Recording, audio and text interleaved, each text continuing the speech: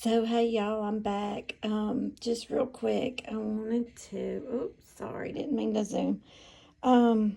Show you I'm still working on the strawberry blocks, making some progress.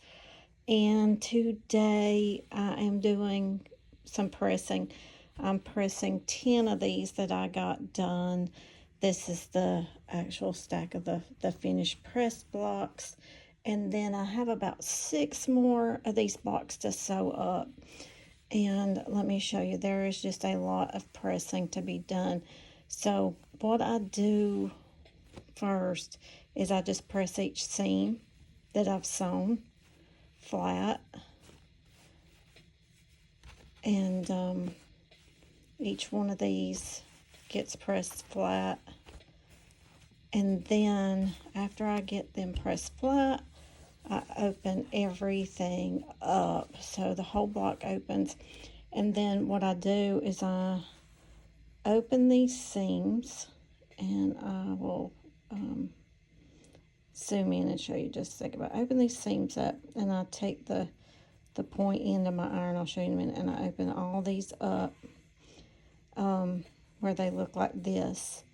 And then when I'm finished with each row of these, opening them up, and I make sure I don't pull on my fabric, but I make sure that I don't have anything, you know, like tucked under where it makes like a little bulge.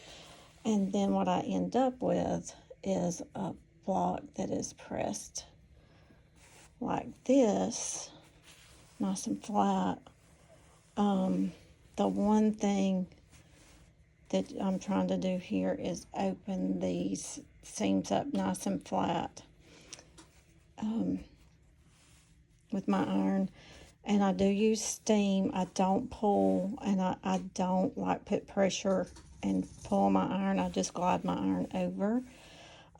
When I get done with all these, I will do a nice trim and make sure that each one is straight and the same size on all 4 edges. Now let's talk about my iron a little bit. This is my old pressing pad. As you can see, it's had water come from the steam on my iron, and I'll probably cover this with some wool after a while.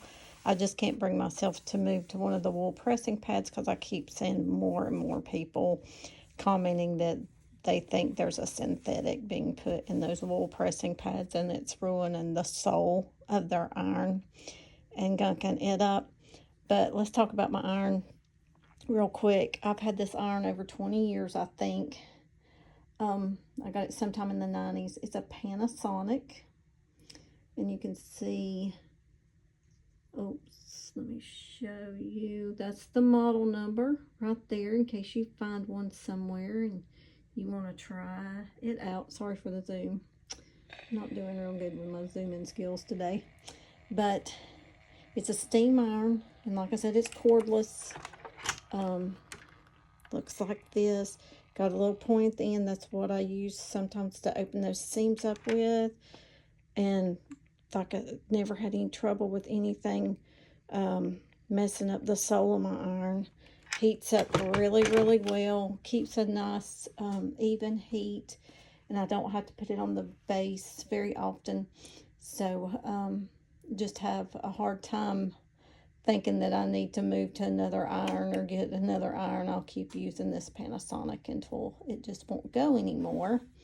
I do have this little steam fast. You see the box right here. Let me grab it real quick.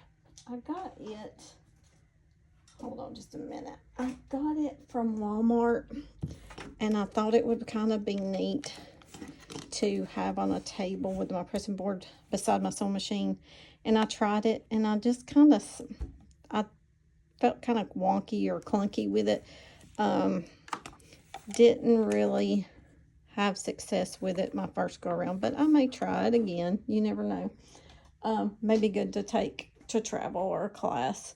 But anyway, that's where I am on the strawberries, and I'll come back to you later with an update. Y'all have a blessed day. See ya.